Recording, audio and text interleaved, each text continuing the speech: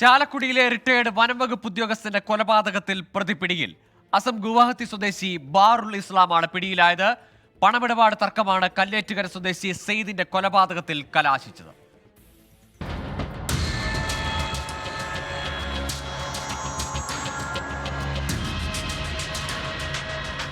സെയ്ദും ബാറുൽ ഇസ്ലാമും സുഹൃത്തുക്കളായിരുന്നു. ഇരുവരും തമ്മിൽ പണമിടപാടുകളും ഉണ്ടായിരുന്നു. സെയ്ദു കടമായി വാങ്ങിയ 10,000 രൂപ ബാറുൽ ഇസ്ലാം തിരികെ ചോദിച്ചതിന് പിന്നാലെയുണ്ടായ വാക്കുതർക്കമാണ് കൊലപാതകത്തിൽ കലാശിച്ചത്.